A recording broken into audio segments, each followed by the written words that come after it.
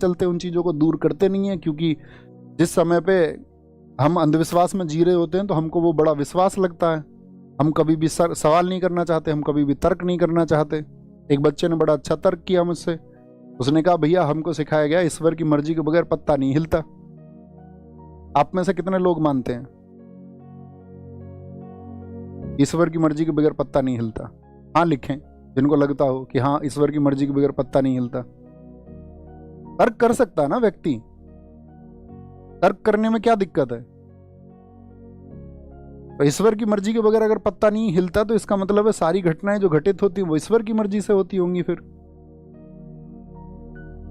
तो व्यक्ति की मनसा का तो कोई मायना ही नहीं बचा। फिर तो अगर ईश्वर की मर्जी से घटती हैं घटनाएं और आपके साथ किसी ने कुछ गलत कर दिया तो मर्जी रही होगी ईश्वर की। इसमें फिर तुम क्यों परेशान होते हो? तुम्हारा सिलेक्शन नहीं हो रहा तो मर्जी रही होगी, फिर क्यों परेशान होते हो?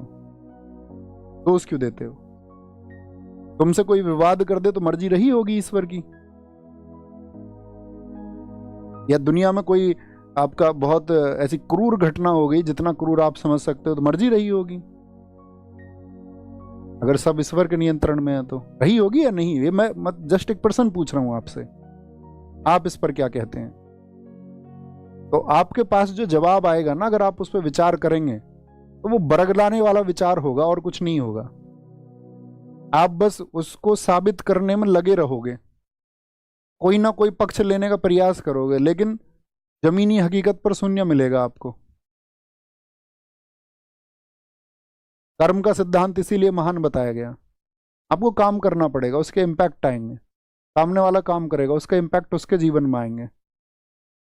सोचना पड़ेगा आपको। अब मान के चलो कोई आतंकवादी घटना हो गई तो आप ये थोड़ी ना कह दोगे कि ईश्वर की मर्जी रही होगी। उस सिद्धांत के हिसाब से तो वो चीज गलत हो जाएगी ना। फिर ईश्वर की मर्जी से हुआ होगा। या कहीं पे कहीं बलात्कार जैसी घटना हो गई तो आप ये थोड़ी ना कह दोगे कि ईश्वर की मर्जी से हुई होगी। नहीं कह सकते ना आप। नहीं कह सकते तो इसके पीछे फिर सिद्धांत क्या है, तो आपको समझना पड़ेगा। व्यक्ति स्वयं नियंत्रित है, स्वयं नियंत्रित। अब उसको समझने में कोई अपना जीवन लगा सकता, कोई सनाव जरूरी भी नहीं समझे भी उसको। आए वापस। सिर्फ एसएससी जीडी नहीं, सारे एसएससी